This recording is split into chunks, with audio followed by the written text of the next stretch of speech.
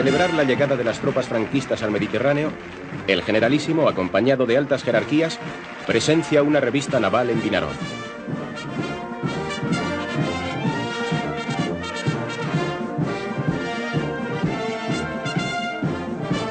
Es un acto de gran valor simbólico, ya que con la exhibición de los buques de guerra pretende transmitir la idea de que su bando ha conseguido la superioridad naval sobre las fuerzas de la República.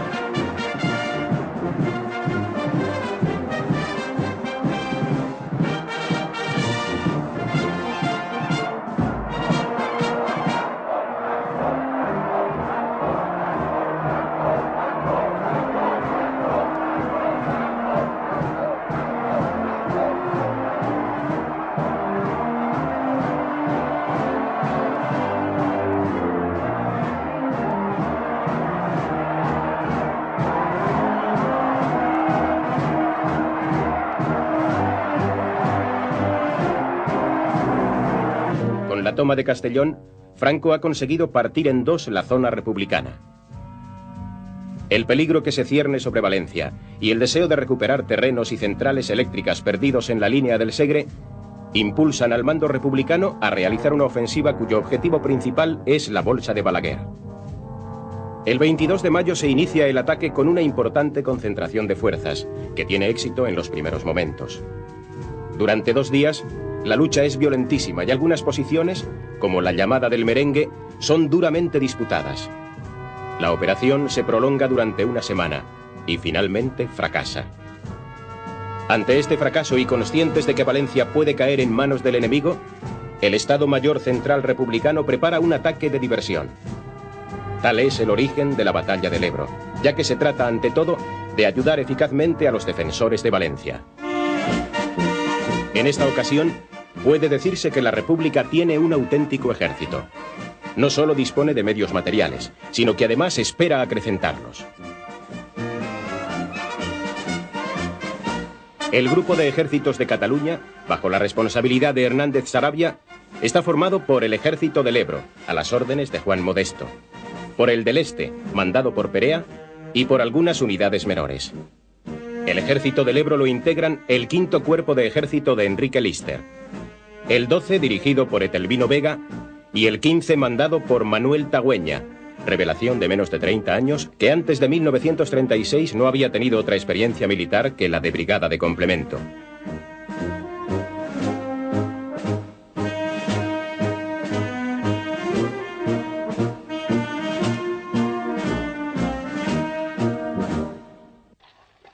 Durante 2 meses se prepara minuciosamente la operación. Todo lo relativo al tendido y construcción de puentes y pasarelas, aspecto novedoso en el conflicto español, queda a cargo del coronel Patricio Azcárate, inspector general de ingenieros.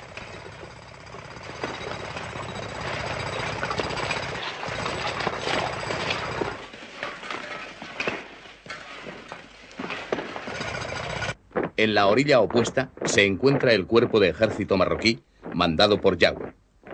El movimiento de tropas y material que una operación de tal envergadura supone no puede pasar inadvertido, y los servicios del Estado Mayor de Yagüe detectan desplazamientos al otro lado del río entre Mequinenza y Tortosa.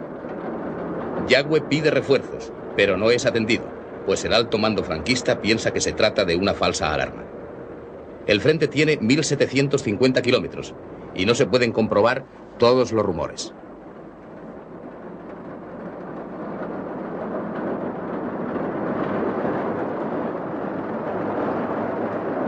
La ofensiva se establece definitivamente para las 0:15 horas del día 25 de julio. A la hora prevista y bajo un cielo sin luna, la vanguardia mandada por Tagüeña atraviesa el río entre Mequinenza y Fayón, con embarcaciones llevadas desde distintos puntos de Cataluña los días anteriores.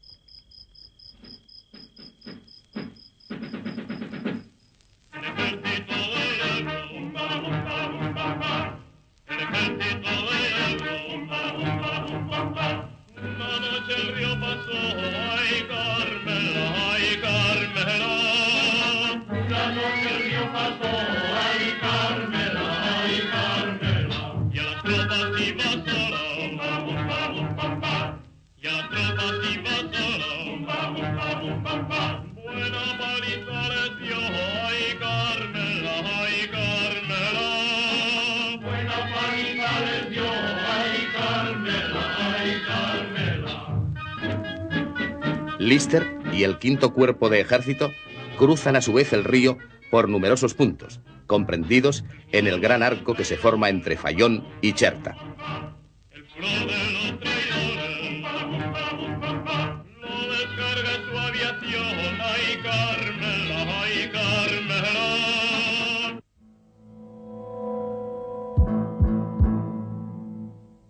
Se plantea realizar la operación en dos sectores diferentes.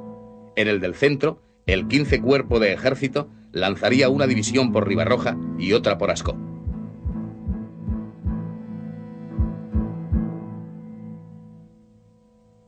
Su eje de ataque sería la carretera de Flix a Gandesa.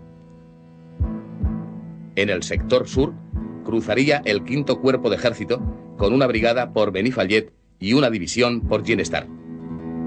Debía marchar también hacia Gandesa por la carretera de Cavalls. Como de costumbre, en los planes de Rojo, simultáneamente tendrían lugar otras acciones secundarias. Una de estas consistiría en cruzar el río cerca de Amposta. La primera fase de la ofensiva republicana sorprende a las fuerzas enemigas. El cuerpo de ejército marroquí se repliega. El coronel Peñarredonda, jefe de la primera brigada de la 50 División franquista, cae prisionero con su estado mayor. La 13 División retrocede desorientada, perdidas todas sus conexiones.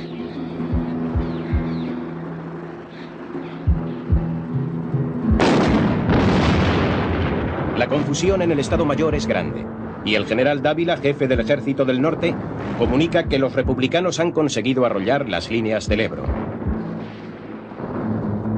Al acabar el primer día, el cruce del río está asegurado, y se ha detenido la ofensiva sobre Valencia. Los republicanos ocupan una cabeza de puente en la zona de Gandesa y otra bastante menor un poco más al norte de Mequinenza.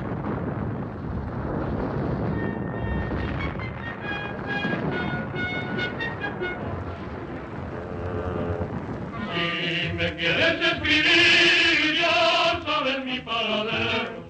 Si me quieres escribir, ya sabes mi paradero. Tercera brigada, mixta, primera línea de fuego. Tercera brigada mixta, primera línea de fuego.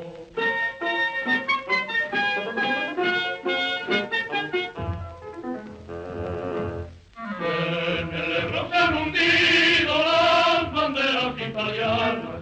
En el Ebro se han hundido las banderas italianas. Y en los puentes ondea las que son republicanas. Y en los puentes ondean las que son republicanas.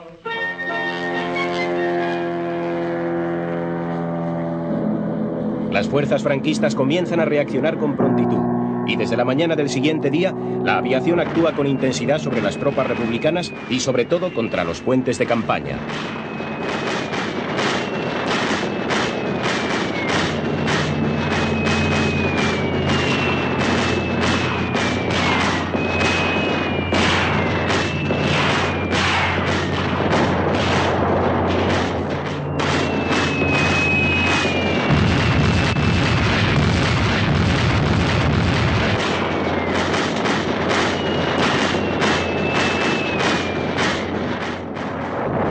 Aérea perjudica a los republicanos, pero toman Flix, Ascó, Ribarroja, Camposines, Pinell y La Fatarella.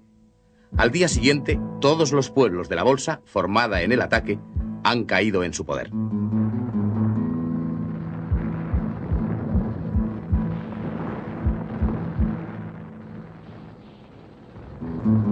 Durante la tercera jornada, los republicanos se dedican a la limpieza del terreno.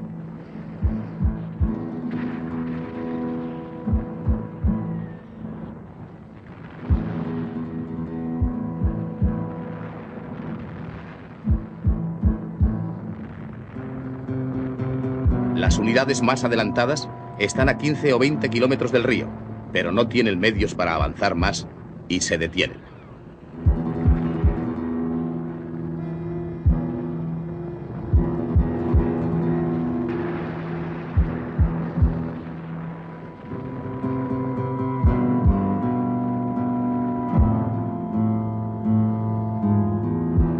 Entre el tercero y cuarto día cruzan la totalidad de las tropas, pertrechos y material.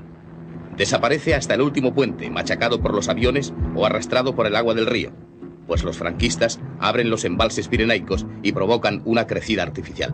En plena batalla se fortifica sin cesar. Los puentes se tienden, se destruyen y se vuelven a tender, mientras las lanchas mantienen la comunicación entre ambas márgenes del río.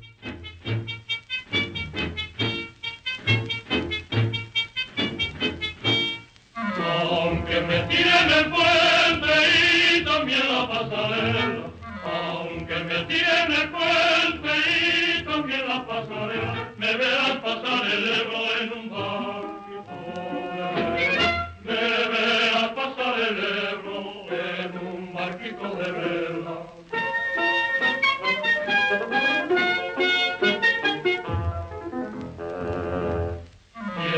100.000 veces que nos tiren, 100.000 veces los haremos, 100.000 veces que nos tiren, 100.000 veces los haremos. Tenemos cabeza dura los del cuerpo de ingenieros, tenemos cabeza dura los del cuerpo de ingenieros.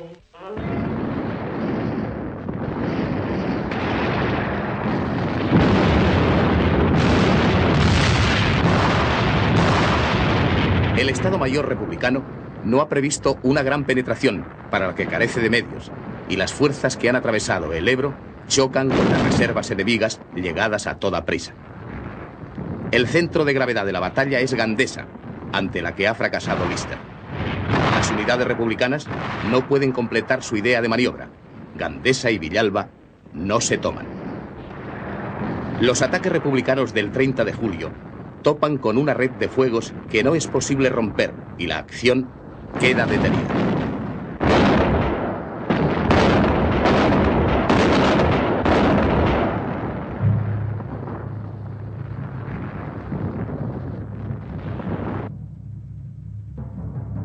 El frente al sur del río queda estabilizado. Son 30 kilómetros entre Fayón y Benifallet, donde los republicanos comienzan a fortificarse con órdenes tajantes de no retroceder en ningún caso. Su mando se prepara para una batalla defensiva. Franco no tiene por qué aceptar el envite. Dispone de fuerzas suficientes para fijar la gran bolsa del Ebro, donde están encerradas buenas unidades republicanas. Puede proseguir por el norte la conquista de Cataluña, marchar sobre Valencia o Madrid, pero como en otras ocasiones prefiere la batalla frontal y de desgaste.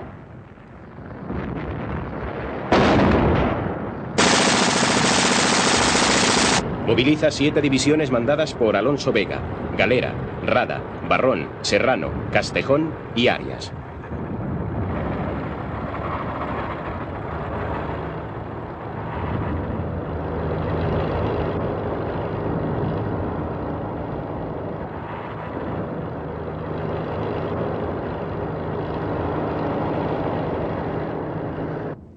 El 1 de agosto, los republicanos pasan a la defensiva en todo el frente.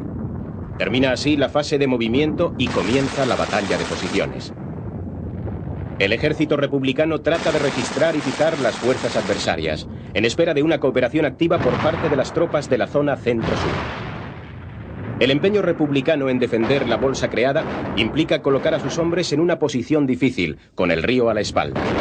Se busca, no obstante, un triple objetivo: entretener las reservas de Franco, ganar tiempo para que la diplomacia republicana aproveche la situación de una Europa que parece al borde de la guerra y proseguir la organización del ejército popular en los restantes frentes. Se esperan también nuevos suministros de armamento.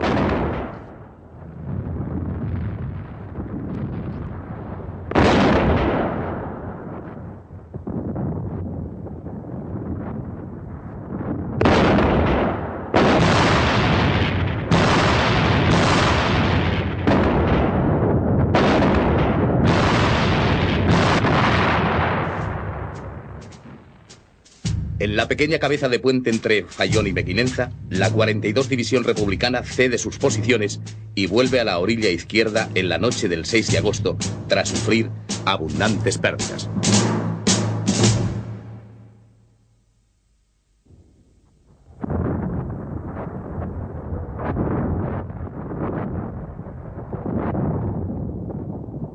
A partir del 10 de agosto, Franco dirige su ofensiva contra las principales posiciones enemigas.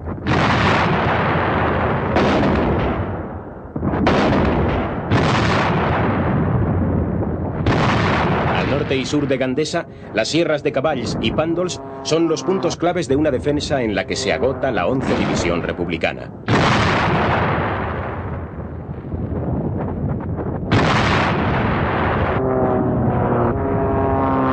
La ofensiva franquista, apoyada por la artillería y la aviación, provoca la intervención de la 35 División Republicana, que releva a la 11 y consigue estabilizar la situación a su favor.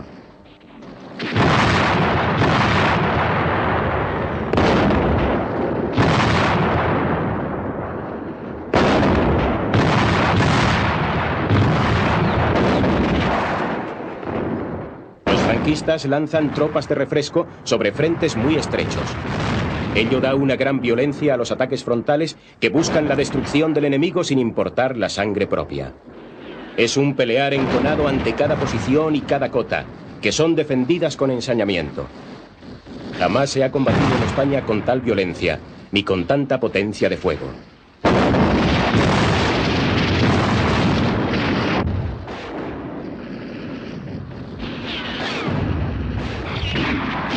El ataque franquista cuenta además con superioridad aérea y una masa artillera que es la más importante vista en España. La forman un conjunto de materiales que comprenden desde las modernas y poderosas piezas alemanas e italianas hasta ligeras baterías de montaña, transportables a lomos de mulos y aptas para apoyar a la infantería en los difíciles terrenos de la Sierra de Pàndols.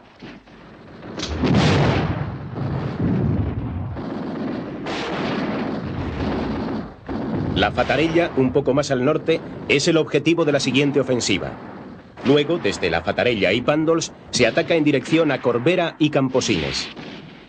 A la salida de Corbera, la cota 343 cambia 4 veces de mano en un solo día. Hay que desalojar cada trinchera con bombas de mano. Los defensores acaban por ceder terreno, pero conservan las sierras de Cavalls y Pàndols, a pesar de la lluvia de proyectiles y bombas que caen sobre ellos.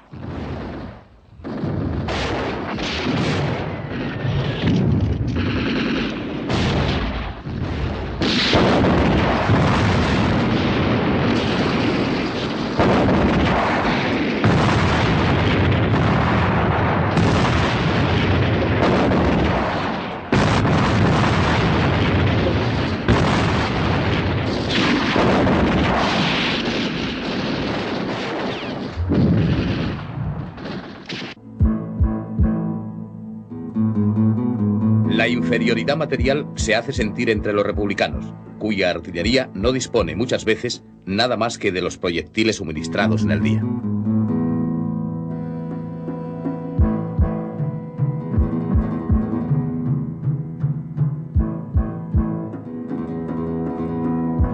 Los camiones esperan a las puertas de los talleres de Barcelona para transportar los proyectiles al frente, según se van produciendo.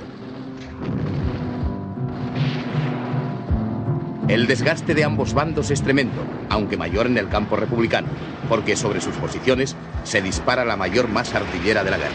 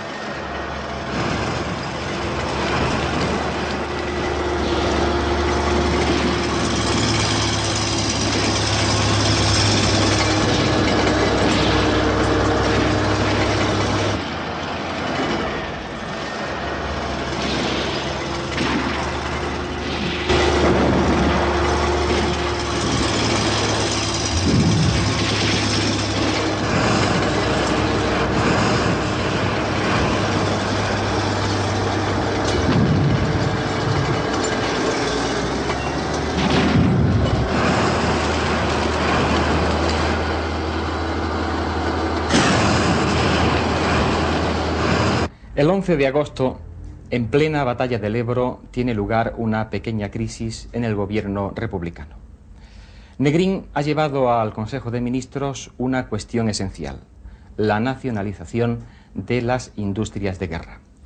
Pero el ministro sin cartera, Jaume Aiguadé, de Esquerra Republicana de Cataluña, se opone a esa decisión, como también al cumplimiento de 54 penas de muerte y al traslado de alguna sala del Tribunal Supremo a Barcelona. Irujo, ministro del PNV, se solidariza con Aiguadé y, como ambos están en minoría en el seno del Consejo, presentan la dimisión. Siguen unos días tensos. Entrevistas de Azaña con Companys y Aguirre, y también de Martínez Barrio con Negrín, a quien dice: desgraciadamente usted es insustituible. Azaña prefiere que se abra una crisis general de gobierno. Negrín, por el contrario, sostiene que se trata de una simple reorganización para cubrir los 2 puestos de los dimisionados y consigue que los restantes partidos políticos le apoyen. Para crispar más la situación, el mando militar da una nota confidencial informando de un supuesto complot franquista para el 13 de agosto. Se adoptan medidas extraordinarias de seguridad. En este clima, hay una tensa entrevista entre Negrín y Azaña en la noche del 15 al 16 de agosto. Azaña, que se dice desposeído de una de sus funciones, cede al fin. Tomás Bilbao, de Acción Nacionalista Vasca, y Moix, del PSUC, reemplazan a los 2 ministros sin cartera dimitidos. Tal es la llamada mini-crisis de agosto. Las penas de muerte se cumplen, pero en lo sucesivo, el gobierno no confirmará más sentencias de muerte en todo lo que dure la guerra. En septiembre la batalla del Ebro continúa, pero un acontecimiento internacional de gran importancia la relega en el interés general. La tensión política en Europa alcanza su máximo nivel el 12 de septiembre. Hitler, ante el Congreso del Partido Nazi, pronuncia un violento discurso acusando al gobierno checo de torturar a sus ciudadanos alemanes, lo que provoca grandes disturbios.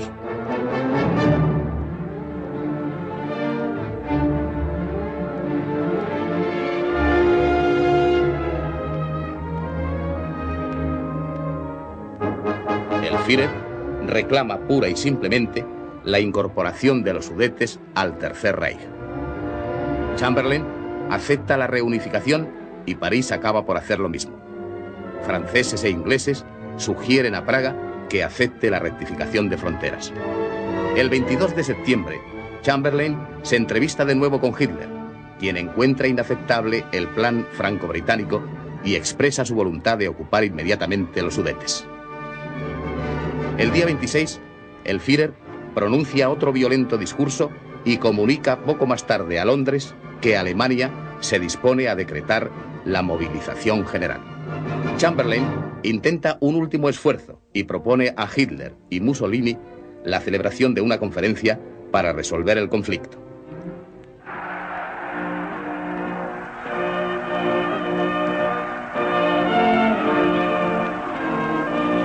El duce ignora los propósitos del dictador alemán y acoge la idea con satisfacción, pensando que puede desempeñar un papel de protagonista en una grave crisis.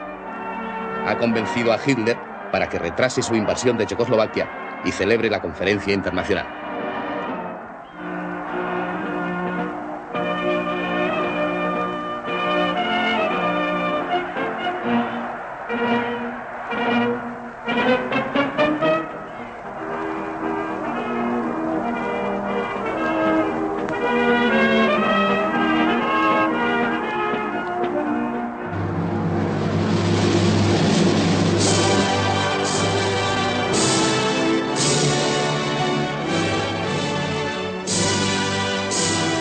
Chamberlain acude a Múnich ansioso de evitar la guerra a cualquier precio.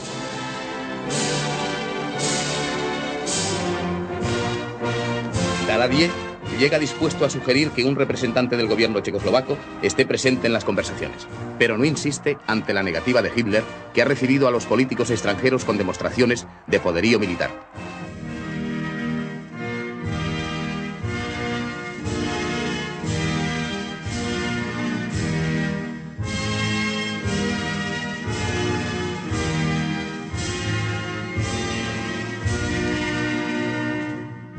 30 de septiembre firman el pacto que divide a Checoslovaquia y que constituye una completa victoria alemana.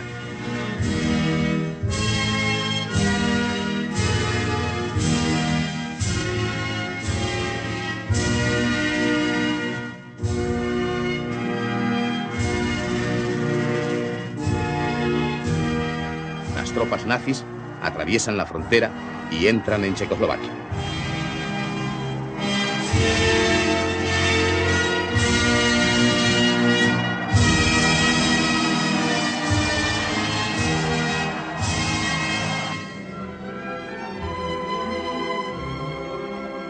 El presidente de Checoslovaquia, Benes, ha cedido ante la amenaza armada de Hitler y el abandono de las potencias amigas.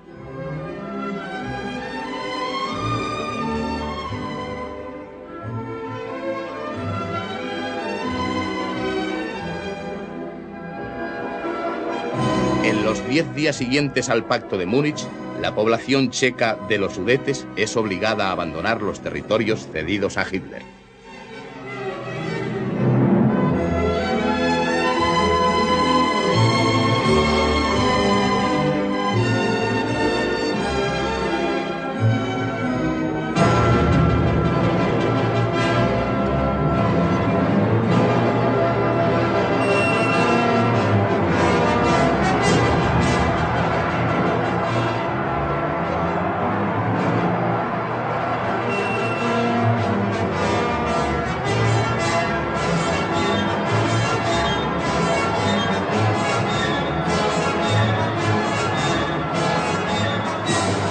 Los acuerdos de Múnich son una claudicación de las democracias occidentales ante la prepotencia de Hitler y al mismo tiempo también el primer paso para la guerra en Europa.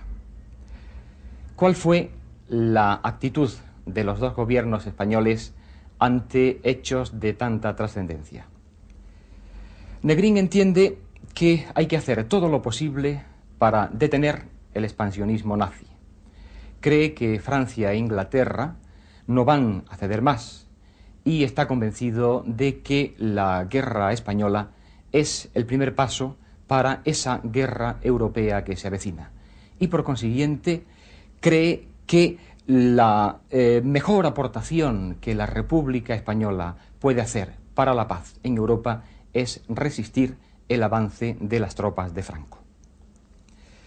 La diplomacia franquista, por su parte, también se inquieta ante los hechos de Múnich, pero su margen de maniobra es escaso.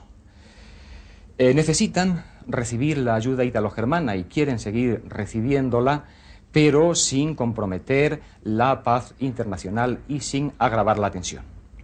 En esa situación, Franco adopta su táctica habitual, la espera. Y cuando por fin el 27 de septiembre decide hacer pública su neutralidad ante un eventual conflicto, no logra impresionar a las potencias democráticas y su decisión es mal recibida en las capitales fascistas. En medio de la crisis europea, Negrín consigue un considerable golpe de efecto al declarar el 21 de septiembre en Ginebra que su gobierno ha decidido la retirada inmediata y completa de todos los combatientes no españoles que luchan en España en el bando republicano. Negrín sugiere que sea la Sociedad de Naciones la que controle la retirada. La Asamblea acepta la propuesta y nombra un comité constituido a tal fin el 14 de octubre. La salida de voluntarios no significa para el gobierno republicano un quebranto militar, aunque se queje algún jefe del ejército del Ebro. Existen en España, según el minucioso control establecido por la Comisión Internacional, 12.673 hombres, cuya evacuación se inicia, aunque no se completará hasta finalizar la campaña de Cataluña.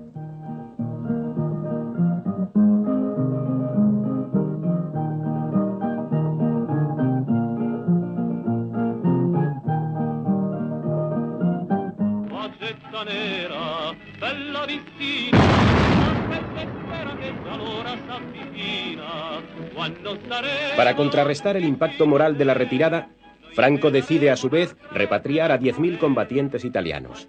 En aquella fecha las unidades musolinianas se componen de unos 50.000 hombres, de los cuales 8.000 han llegado en el verano. La despedida oficial de los voluntarios internacionales tiene lugar en el Casino de la Rabasada el 27 de octubre.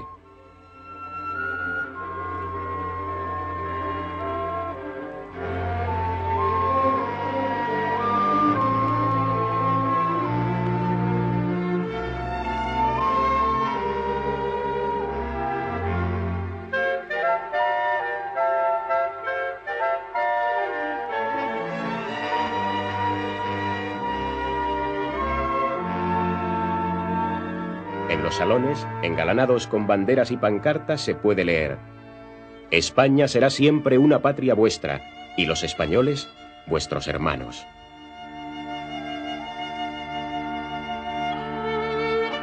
Con Juan Negrín asisten las más altas autoridades de la República y del Ejército.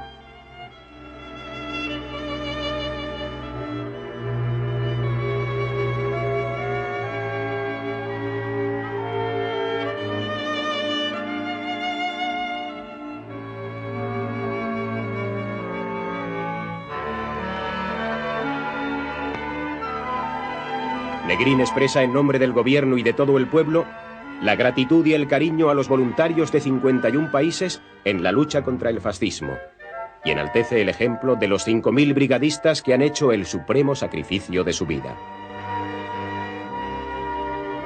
Su recuerdo vivirá en la historia de España, que en estos momentos representa la historia del mundo.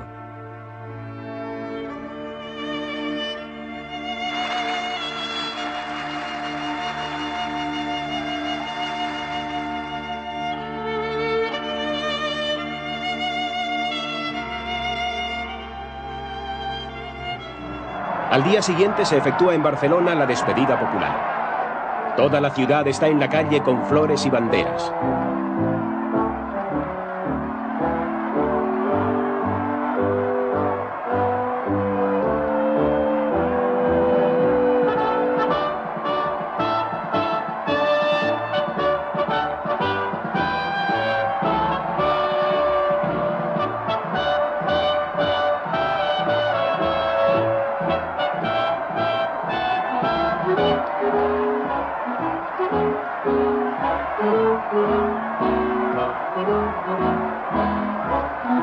En la tribuna oficial se encuentran Azaña, Negrín, el gobierno, los altos jefes militares y otras autoridades.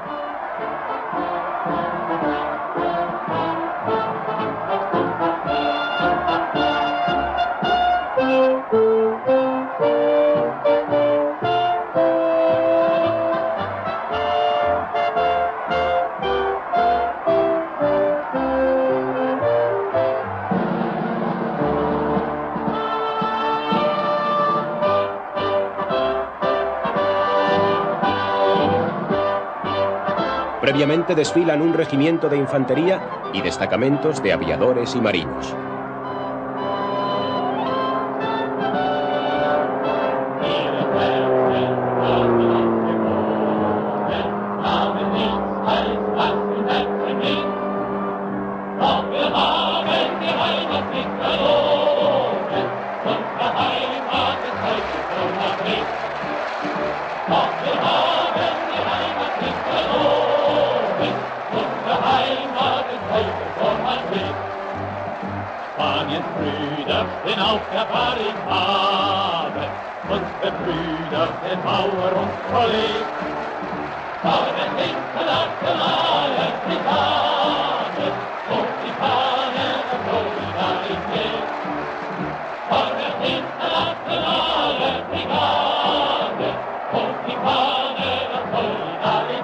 Dolores Ibárruri dedica a los internacionales un mensaje en el que dice: Madres, cuando los años pasen y las heridas de la guerra se vayan restañando, habladles de estos hombres de las brigadas internacionales.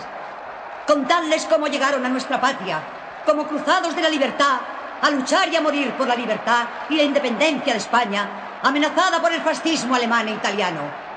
Hoy se van, muchos millares se quedan, teniendo como sudario la tierra de España y el recuerdo saturado de la honda emoción de todos los españoles. Camaradas de las brigadas internacionales, razones políticas os hacen volver a vuestra patria a unos, a la forzada emigración a otros. Podéis marchar orgullosos.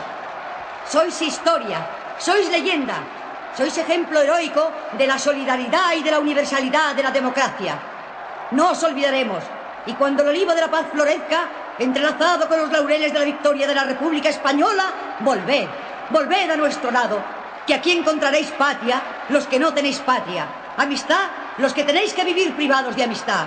Y todos, el cariño y el agradecimiento de todo el pueblo español, que hoy y mañana gritará con entusiasmo: ¡vivan los héroes de las brigadas internacionales!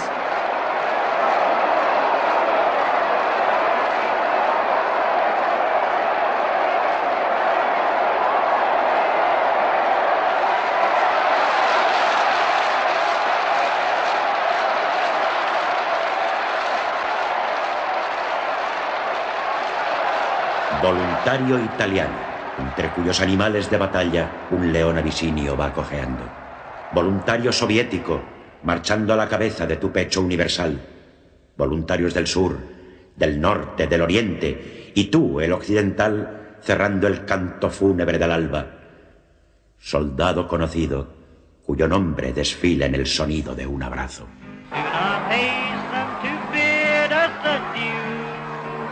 Even though we lost the battle at Jarama, we'll set this valley free before we're through. A lo largo del recorrido entre Barcelona y Portbou, los brigadistas reciben el homenaje de los habitantes de los pueblos que atraviesan. We know that you people of the valley will remember our Lincoln Brigade. Las Cortes se reúnen el 29 de septiembre en el monasterio de Sant Cugat del Vallès, cerca de Barcelona. No se conoce todavía el resultado de la conferencia de Múnich. Negrín les expone la política de su gabinete y los problemas de la guerra. Los representantes de los distintos grupos parlamentarios manifiestan su apoyo al gobierno, si bien algunos formulan ciertas reservas. Negrín, después de consultar a los ministros, vuelve a tomar la palabra. El gobierno no acepta ni admite votos de confianza condicionados ni con reservas. Mediatizados, señores diputados, yo no seré jamás presidente. Hace falta un gobierno con autoridad. La Cámara concede el voto de confianza unánime al gobierno de Negrín. Las Cortes convalidan los decretos dictados por el gabinete durante el interregno parlamentario y aprueban el presupuesto del Estado.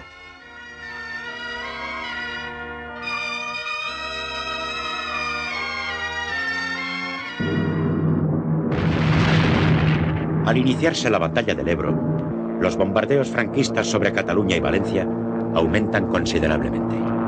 Mallorca demuestra una vez más su gran importancia como base aeronaval que controla las comunicaciones de la costa mediterránea y permite bombardear fácilmente los puertos y las ciudades de la retaguardia republicana.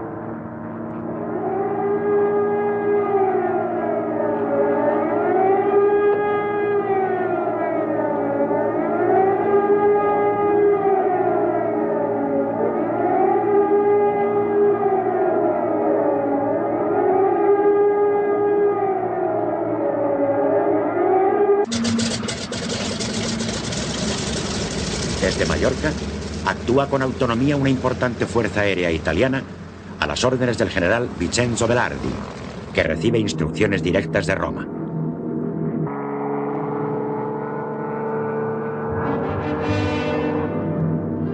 Igualmente intervienen aviones de la Legión Cóndor y aparatos españoles mandados por Ramón Franco, antiguo conspirador y diputado izquierdista. El 8 de octubre, despega desde su base del puerto de Pollensa al mando de un hidroavión con la intención de bombardear Valencia, a pesar de que las condiciones climatológicas son desfavorables.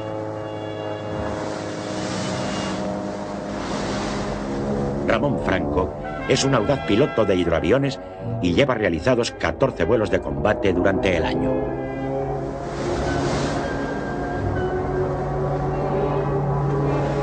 Transcurre el tiempo sin que el avión regrese a su base. Unidades españolas e italianas lo buscan en el mar durante 6 horas. Finalmente, a 10 millas de Formentor, rescatan la cola del aparato y 4 cadáveres. Uno de ellos, que presenta una gran herida en la cabeza, es el de Ramón Franco. Otro de los cuerpos ha desaparecido. Las primeras observaciones indican que el hidroavión capotó cuando llevaba solo 15 minutos de vuelo. Hipótesis de varios orígenes y que jamás han sido probadas especulan aún con supuestos que van desde el accidente al sabotaje. Pero la muerte del menor de los hermanos Franco permanece envuelta en el misterio.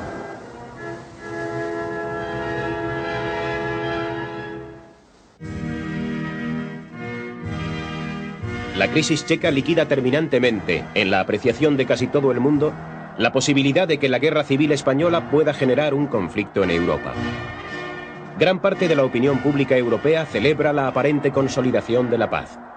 Los políticos firmantes del pacto regresan a sus países, donde son recibidos con muestras de alborozo.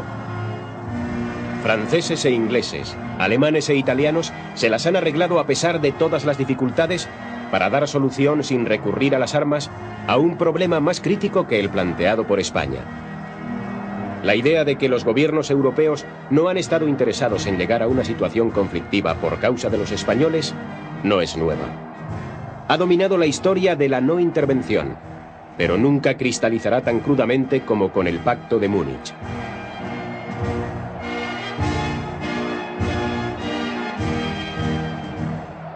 A la República se le abren entonces solo dos posibilidades: alcanzar un armisticio o resistir. Franco reitera una y otra vez que solo la rendición incondicional es aceptable. En cuanto a Negrín, parece cierto que está dispuesto a pactar, pero no de cualquier forma. Aprovecha su asistencia a un congreso internacional de fisiología en Zúrich para entrevistarse con un emisario de Franco, que al final no acudirá a la cita. Franco insiste en solicitar el envío de nuevo material de guerra a los países fascistas y puede contemplar un futuro prometedor. Las potencias del eje no le han abandonado. Tampoco lo abandonarán después de Múnich, cuando se reafirma el prestigio de Hitler y de Mussolini y se confirma la política timorata de las democracias. Para las potencias fascistas no hay nada que les impida mantener la ayuda a Franco. Aparte de mostrarse interesadas en continuar recibiendo materias primas españolas singularmente importantes para el Tercer Reich, proporcionadas por el gobierno de Burgos. Berlín y Roma confían en que el nuevo Estado asuma también las posiciones del eje. El 7 de noviembre, Berlín accede a los deseos de nuevos suministros que ha pedido Franco: 50.000 fusiles, 2.000 ametralladoras y 100 piezas de artillería. No aumentarán los efectivos de la Legión Cóndor, como había solicitado su jefe, el general Wolfram von Richthofen, aunque el cuerpo expedicionario alemán mantendrá su capacidad operativa.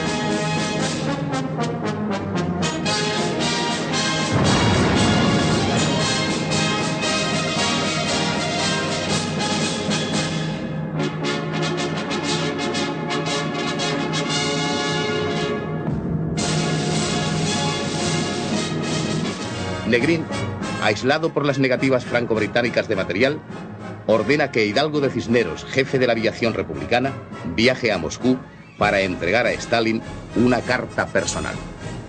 En ella se expone la situación internacional, sin ocultar los recelos que inspira la influencia comunista, y se sugiere que los suministros soviéticos lleguen a España en mayores cantidades y no como hasta entonces, gota a gota.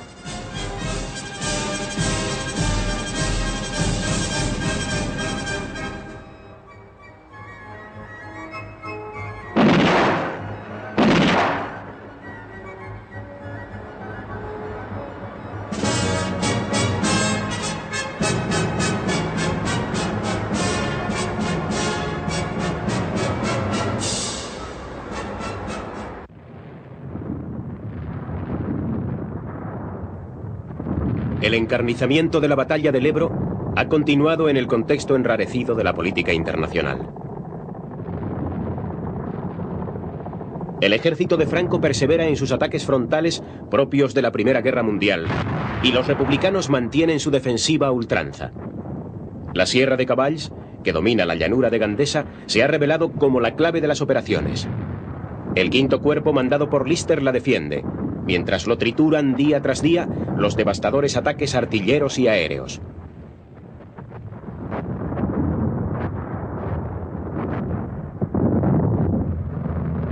Los cuerpos de ejército de Yagüe y García Baliño están dispuestos a tomar la sierra a cualquier precio. Cuando ya han transcurrido 3 meses, la batalla supone un desgaste considerable para ambos bandos.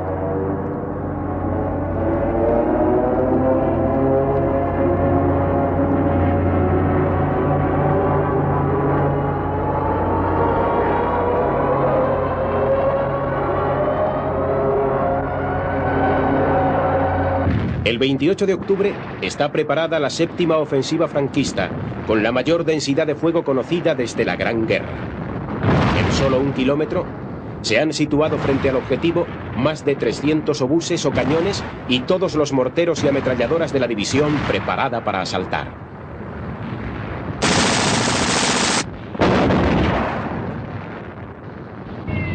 Unos 200 aviones de bombardeo y caza colaboran con ellos.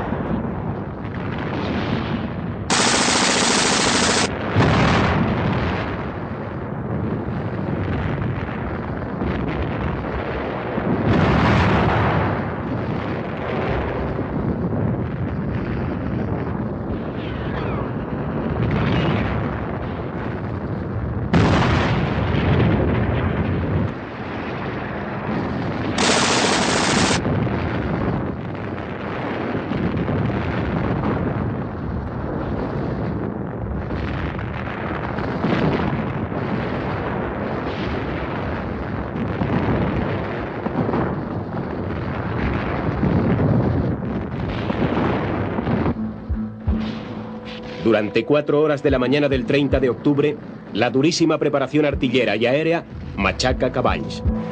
Los defensores se resguardan en los refugios hasta que termine el bombardeo, con la intención de volver a sus trincheras antes de que el enemigo inicie el asalto. Es la táctica que les ha permitido sobrevivir hasta entonces. Pero esta vez no da resultado. Durante el último cuarto de hora del bombardeo, moros y legionarios de la Primera División de Navarra se han pegado a las explosiones. En el último momento se lanzan al asalto mientras muchos defensores están todavía en los refugios. En 15 minutos, toda la infantería de su división les ha seguido hasta lo alto.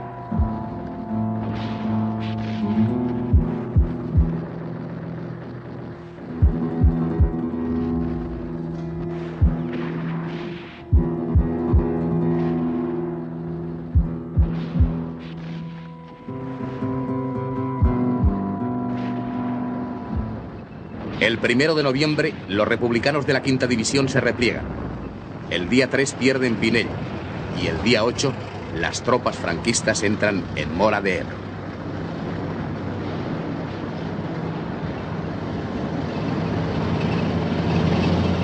Tagüeña ordena que la artillería atraviese el Ebro para salvarla del enemigo que está cerca de Ascó. La operación de repliegue se lleva a cabo sin problemas en la tarde del 15 de noviembre. A las 4:30 de la madrugada, los últimos republicanos han cruzado el Ebro sin ser inquietados. La batalla, larga, de casi 4 meses, ha sido la más cruenta e importante de la guerra. Los franquistas han perdido más de 30.000 hombres, los republicanos casi el doble e ingentes cantidades de material.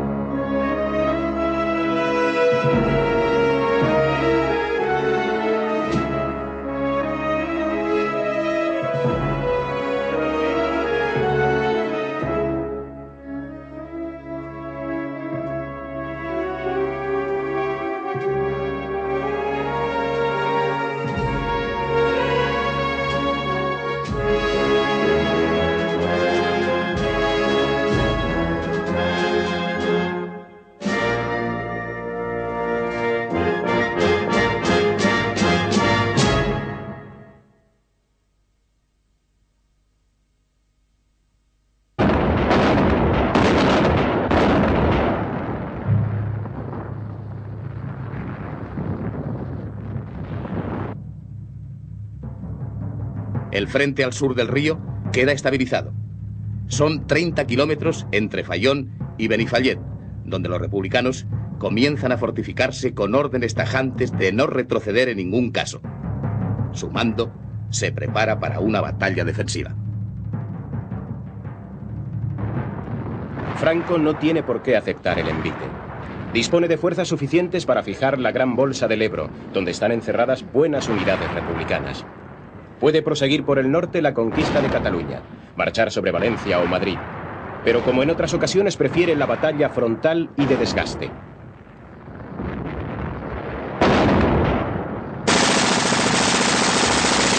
Moviliza 7 divisiones mandadas por Alonso Vega, Galera, Rada, Barrón, Serrano, Castejón y Arias.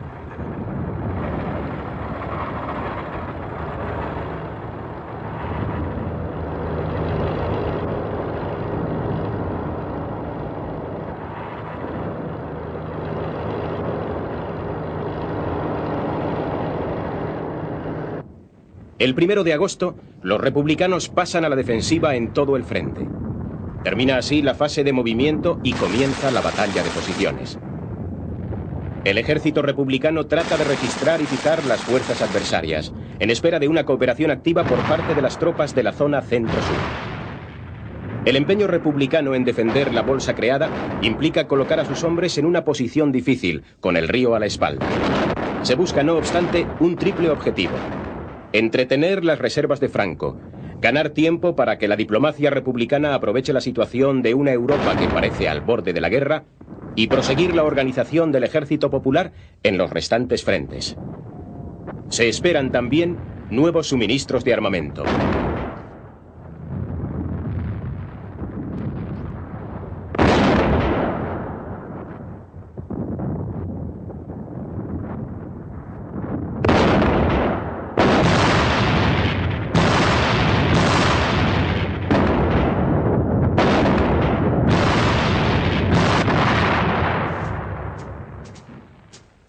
En la pequeña cabeza de puente entre Fayón y Mequinenza, la 42 División Republicana cede sus posiciones y vuelve a la orilla izquierda en la noche del 6 de agosto, tras sufrir abundantes pérdidas.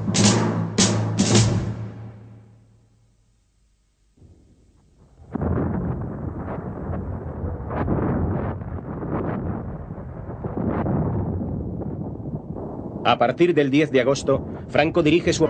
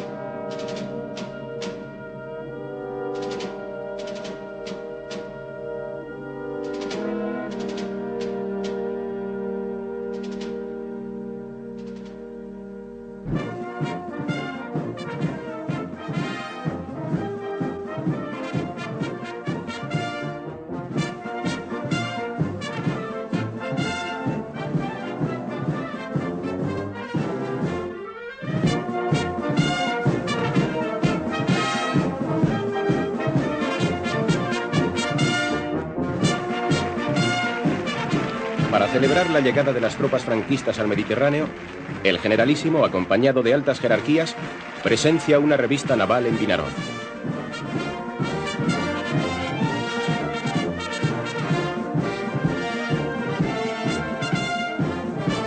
Es un acto de gran valor simbólico, ya que con la exhibición de los buques de guerra pretende transmitir la idea de que su bando ha conseguido la superioridad naval sobre las fuerzas de la República.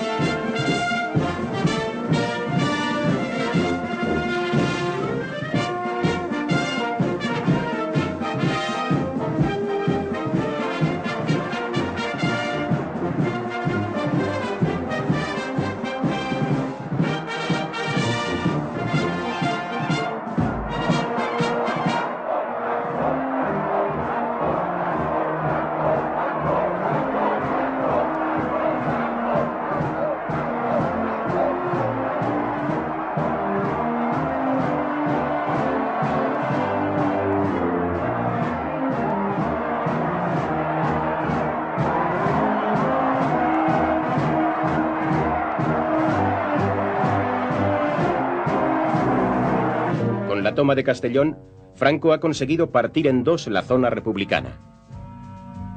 El peligro que se cierne sobre Valencia y el deseo de recuperar terrenos y centrales eléctricas perdidos en la línea del Segre impulsan al mando republicano a realizar una ofensiva cuyo objetivo antes de 1936 no había tenido otra experiencia militar que la de brigada de complemento.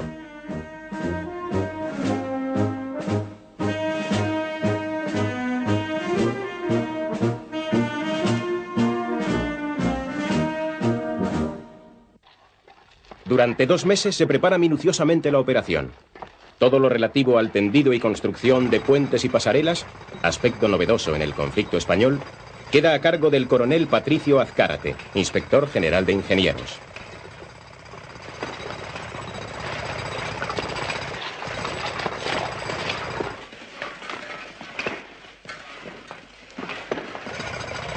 En la orilla opuesta se encuentra el cuerpo de ejército marroquí mandado por Yagüe. El movimiento de tropas y material que una operación de tal envergadura supone no puede pasar inadvertido, y los servicios del Estado Mayor de Yagüe detectan desplazamientos al otro lado del río entre Mequinenza y Tortosa. Yagüe pide refuerzos, pero no es atendido, pues el alto mando franquista piensa que se trata de una falsa alarma. El frente tiene 1.750 kilómetros y no se pueden comprobar todos los rumores.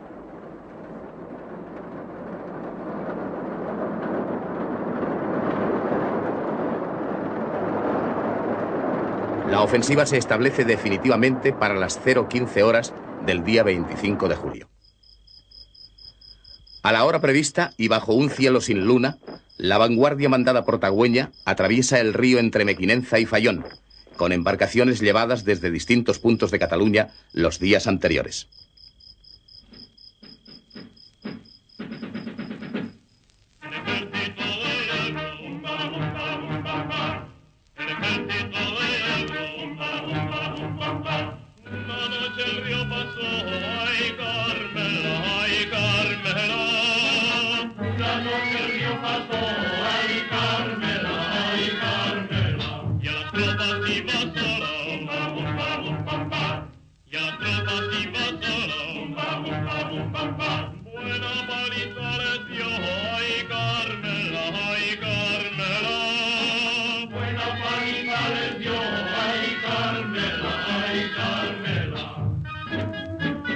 Lister y el quinto cuerpo de ejército cruzan a su vez el río por numerosos puntos, comprendidos en el gran arco que se forma entre Fayón y Cherta.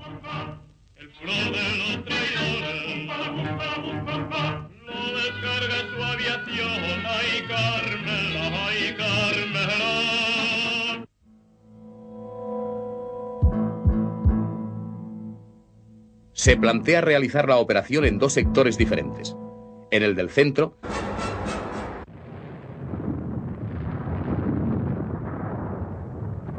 el encarnizamiento de la batalla del Ebro ha continuado en el contexto enrarecido de la política internacional. El ejército de Franco persevera en sus ataques frontales propios de la Primera Guerra Mundial y los republicanos mantienen su defensiva a ultranza. La Sierra de Cavalls, que domina la llanura de Gandesa, se ha revelado como la clave de las operaciones. El quinto cuerpo mandado por Lister la defiende, mientras lo trituran día tras día los devastadores ataques artilleros y aéreos.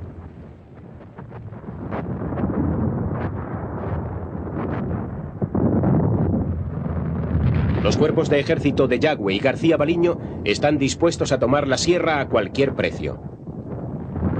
Cuando ya han transcurrido 3 meses, la batalla supone un desgaste considerable para ambos bandos.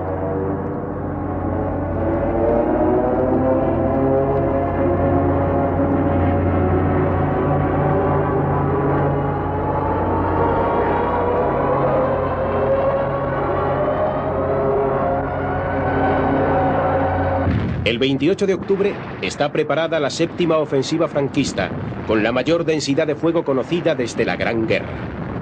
En solo 1 kilómetro se han situado frente al objetivo más de 300 obuses o cañones y todos los morteros y ametralladoras de la división preparada para asaltar.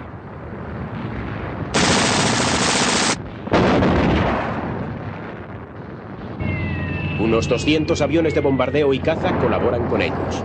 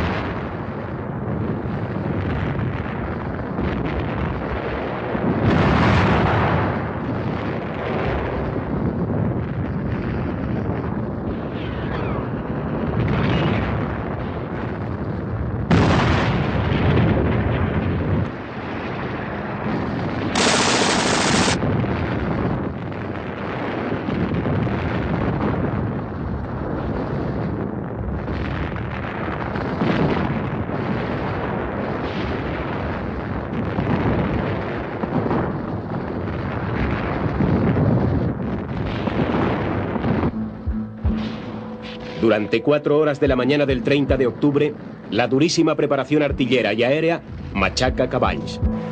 Los defensores se resguardan en los refugios hasta que termine el bombardeo, con la intención de volver a sus trincheras antes de que el enemigo mandadas por Alonso Vega, Galera, Rada, Barrón, Serrano, Castejón y Arias.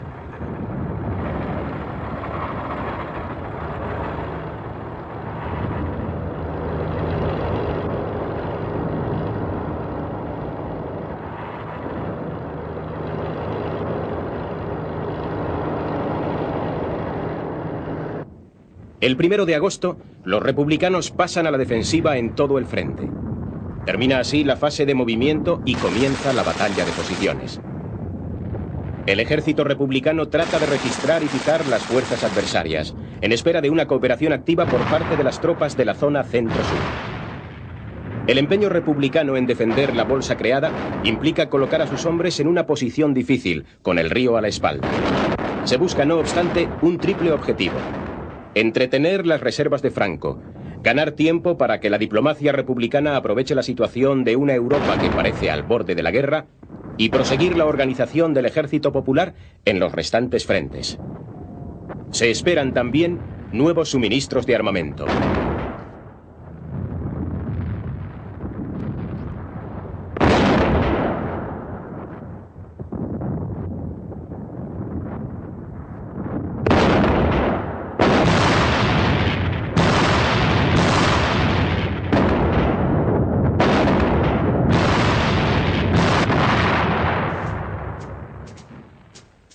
En la pequeña cabeza de puente entre Fayón y Mequinenza, la 42 División Republicana cede sus posiciones y vuelve a la orilla izquierda en la noche del 6 de agosto, tras sufrir abundantes pérdidas.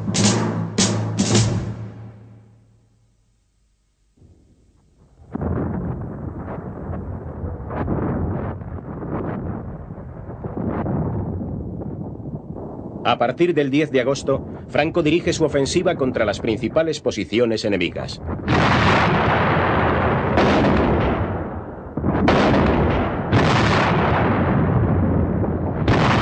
Al norte y sur de Gandesa, las sierras de Cavalls y Pàndols son los puntos claves de una defensa en la que se agota la 11 División Republicana.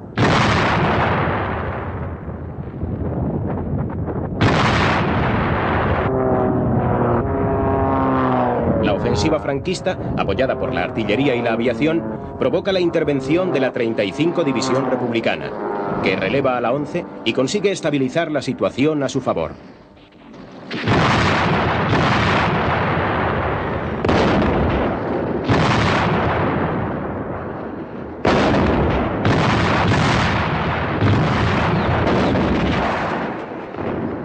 Los franquistas lanzan tropas de refresco sobre frentes.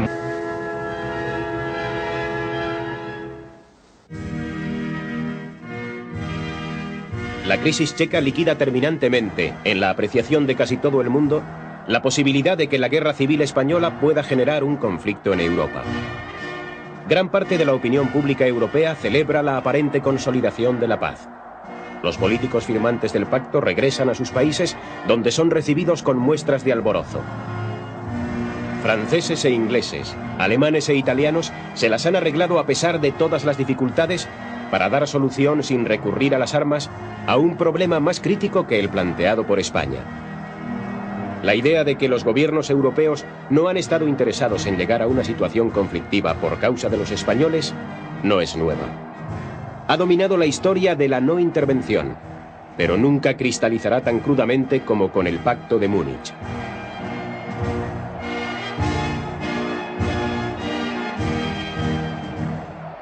A la República se le abren entonces solo dos posibilidades: alcanzar un armisticio o resistir. Franco reitera una y otra vez que solo la rendición incondicional es aceptable. En cuanto a Negrín, parece cierto que está dispuesto a pactar, pero no de cualquier forma. Aprovecha su asistencia a un congreso internacional de fisiología en Zúrich para entrevistarse con un emisario de Franco, que al final no acudirá a la cita. Franco insiste en solicitar el envío de nuevo material de guerra a los países fascistas y puede contemplar un futuro prometedor. Las potencias del eje no le han abandonado. Tampoco lo abandonarán después de Múnich, cuando se reafirma el prestigio de Hitler y de Mussolini y se confirma la política timorata de las democracias. Para las potencias fascistas no hay nada que les impida mantener la ayuda a Franco. Aparte de mostrarse interesadas en continuar recibiendo materias primas españolas singularmente importantes para el Tercer Reich, proporcionadas por el gobierno de Burgos. Berlín y Roma confían en que el nuevo Estado asuma también las posiciones del eje. El 7 de noviembre, Berlín accede a los deseos de nuevos suministros que ha pedido Franco: 50.000 fusiles, 2.000 ametralladoras y 100 piezas de artillería. No aumentarán los efectivos de la Legión Cóndor, como había solicitado su jefe, el general Wolfram von Richthofen, aunque el cuerpo expedicionario alemán mantendrá su capacidad operativa.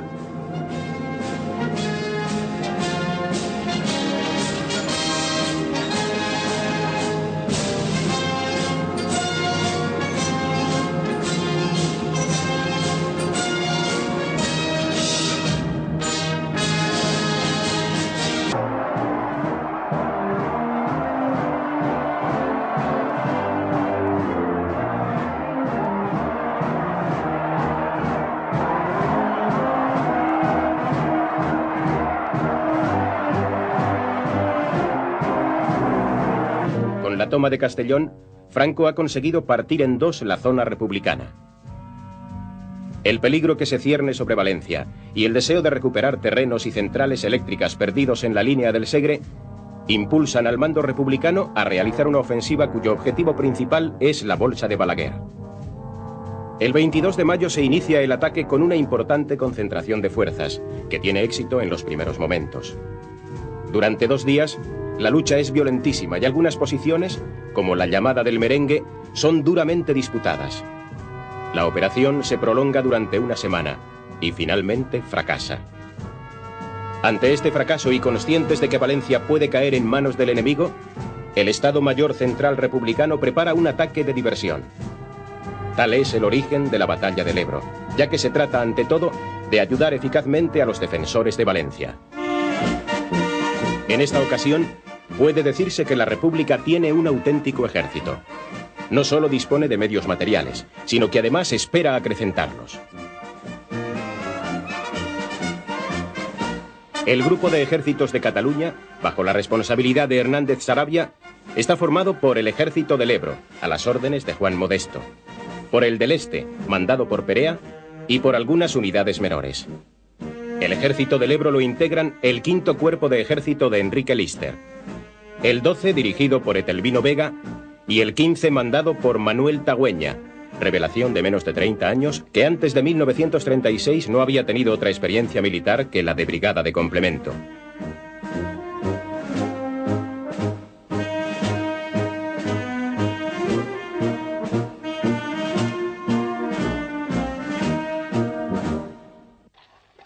Durante 2 meses se prepara minuciosamente la operación. Todo lo relativo al tendido y construcción de puentes y pasarelas, aspecto novedoso en el conflicto español, queda a cargo del coronel Patricio Azcárate, inspector general de ingenieros.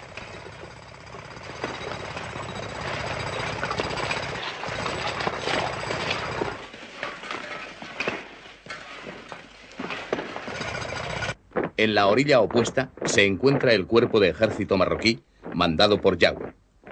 El movimiento de tropas y material que una operación de tal envergadura supone no puede pasar inadvertido, y los servicios del Estado Mayor de Yagüe detectan desplazamientos al otro lado del río entre Mequinenza y Tortosa. Yagüe pide refuerzos, pero no es atendido, pues el alto mando franquista piensa que se trata de una falsa alarma. El frente tiene 1.750 kilómetros y no se pueden comprobar todos los rumores.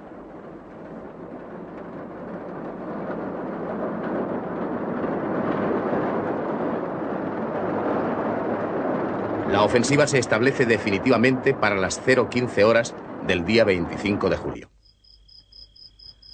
A la hora prevista y bajo un cielo sin luna, la vanguardia mandada por Tagüeña atraviesa el río entre Mequinenza y Fayón, con embarcaciones llevadas desde distintos puntos de Cataluña los días anteriores.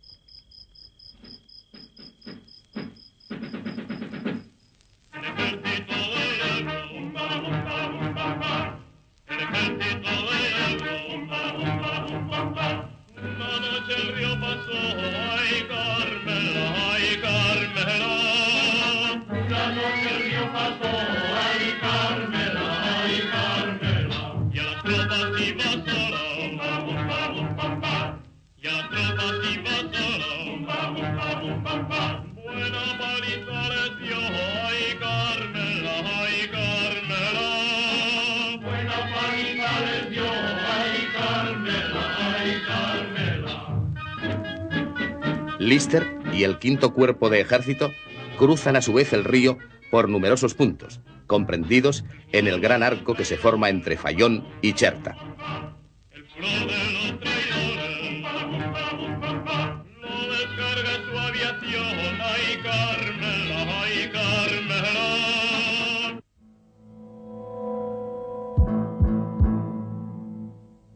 Se plantea realizar la operación en dos sectores diferentes. En el del centro, el 15 Cuerpo de Ejército lanzaría una división por Ribarroja y otra por Ascó.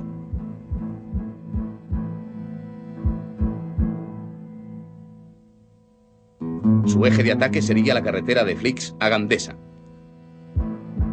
En el sector sur, cruzaría el 5 Cuerpo de Ejército con una brigada por Benifallet y una división por Ginestar. Debía marchar también hacia Gandesa por la carretera de Cavalls. Como de costumbre, en los planes de Rojo, simultáneamente tendrían lugar otras acciones secundarias. Una de estas consistiría en cruzar el río cerca de Amposta. La primera fase de la ofensiva republicana sorprende a las fuerzas enemigas. El cuerpo de ejército marroquí se repliega. El coronel Peñarredonda, jefe de la primera brigada de la 50 División franquista, cae prisionero con su Estado Mayor. La 13 División retrocede desorientada, perdidas todas sus conexiones.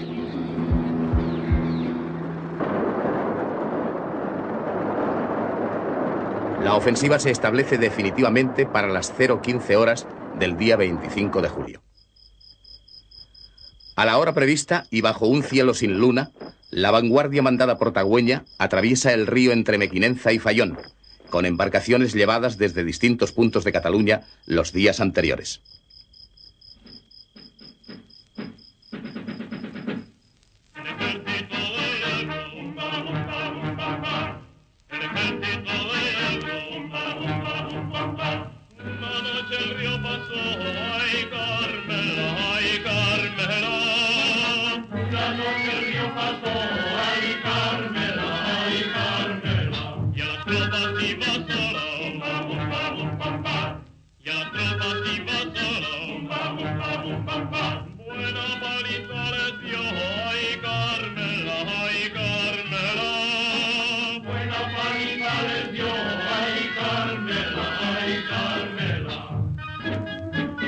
Lister y el 5 Cuerpo de Ejército cruzan a su vez el río por numerosos puntos, comprendidos en el gran arco que se forma entre Fayón y Cherta.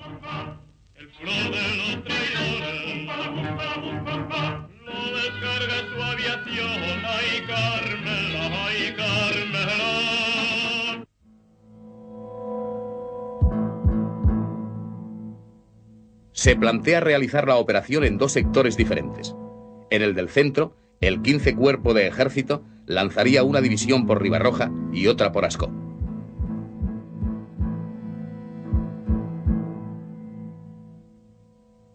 Su eje de ataque sería la carretera de Flix a Gandesa. En el sector sur cruzaría el 5º Cuerpo de Ejército con una brigada por Benifallet y una división por Ginestar. Debía marchar también hacia Gandesa por la carretera de Cavalls. Como de costumbre, en los planes de Rojo, simultáneamente tendrían lugar otras acciones secundarias. Una de estas consistiría en cruzar el río cerca de Amposta. La primera fase de la ofensiva republicana sorprende a las fuerzas enemigas. El cuerpo de ejército marroquí se repliega.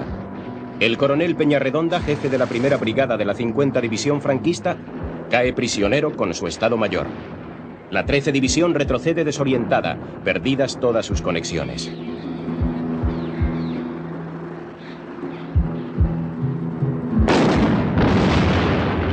La confusión en el Estado Mayor es grande, y el general Dávila, jefe del Ejército del Norte, comunica que los republicanos han conseguido arrollar las líneas del Ebro.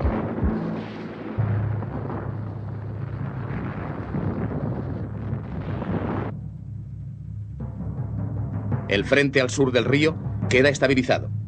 Son 30 kilómetros entre Fayón y Benifallet, donde los republicanos comienzan a fortificarse con órdenes tajantes de no retroceder en ningún caso. Su mando se prepara para una batalla defensiva. Franco no tiene por qué aceptar el envite. Dispone de fuerzas suficientes para fijar la gran bolsa del Ebro, donde están encerradas buenas unidades republicanas. Puede proseguir por el norte la conquista de Cataluña, marchar sobre Valencia o Madrid, pero como en otras ocasiones prefiere la batalla frontal y de desgaste.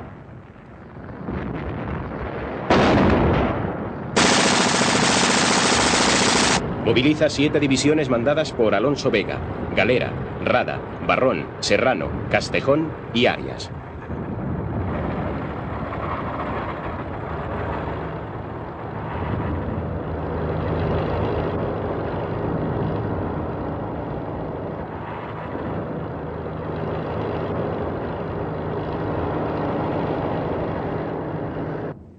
El 1 de agosto, los republicanos pasan a la defensiva en todo el frente. Termina así la fase de movimiento y comienza la batalla de posiciones. El ejército republicano trata de registrar y fijar las fuerzas adversarias, en espera de una cooperación activa por parte de las tropas de la zona centro-sur. El empeño republicano en defender la bolsa creada implica colocar a sus hombres en una posición difícil, con el río a la espalda. Se busca, no obstante, un triple objetivo: entretener las reservas de Franco, ganar tiempo para que la diplomacia republicana aproveche la situación de una Europa que parece al borde de la guerra y proseguir la organización del ejército popular en los restantes frentes. Se esperan también nuevos suministros de armamento.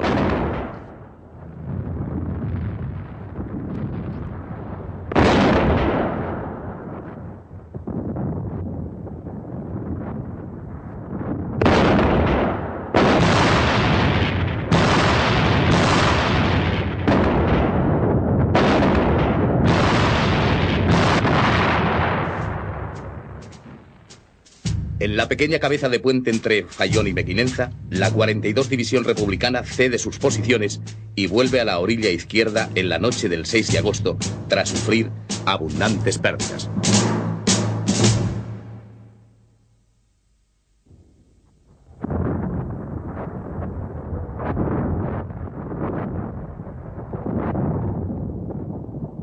A partir del 10 de agosto, Franco dirige su ofensiva contra las principales posiciones enemigas.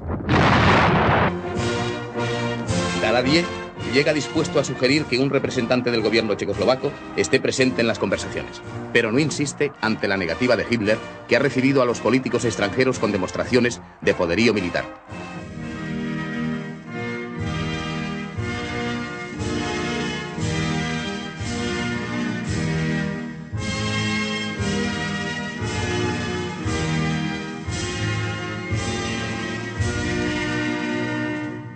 El 30 de septiembre firman el pacto que divide a Checoslovaquia y que constituye una completa victoria alemana.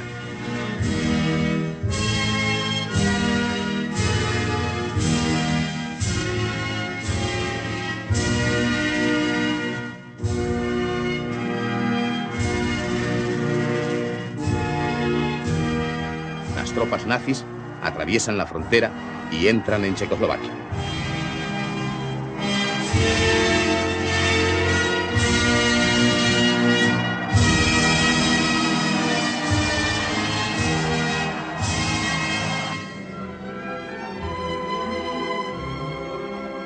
El presidente de Checoslovaquia, Benes, ha cedido ante la amenaza armada de Hitler y el abandono de las potencias amigas.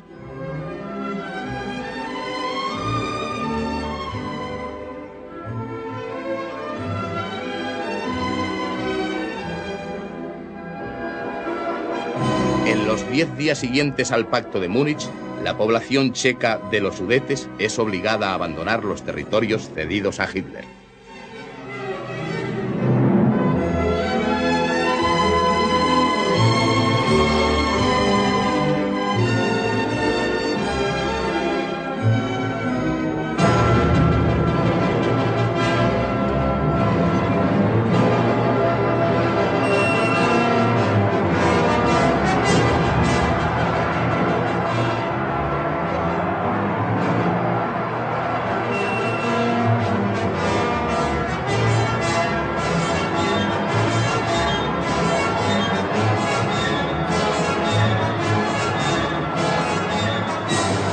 Los acuerdos de Múnich son una claudicación de las democracias occidentales ante la prepotencia de Hitler y al mismo tiempo también el primer paso para la guerra en Europa. ¿Cuál fue la actitud de los dos gobiernos españoles ante hechos de tanta trascendencia? Negrín entiende que hay que hacer todo lo posible para detener el expansionismo nazi. Cree que Francia e Inglaterra no van a ceder más y está convencido de que la guerra... ...migración a otros. Podéis marchar orgullosos. Sois historia, sois leyenda, sois ejemplo heroico de la solidaridad y de la universalidad de la democracia.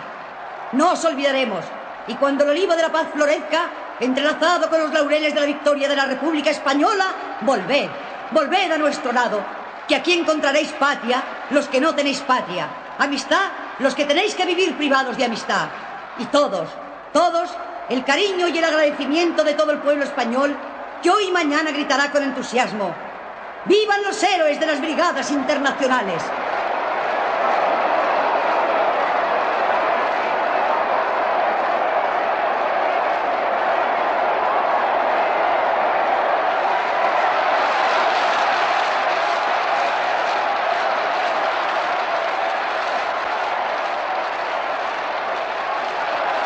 Voluntario italiano, entre cuyos animales de batalla un león abisinio va cojeando. Voluntario soviético, marchando a la cabeza de tu pecho universal. Voluntarios del sur, del norte, del oriente, y tú, el occidental, cerrando el canto fúnebre del alba. Soldado conocido, cuyo nombre desfila en el sonido de un abrazo.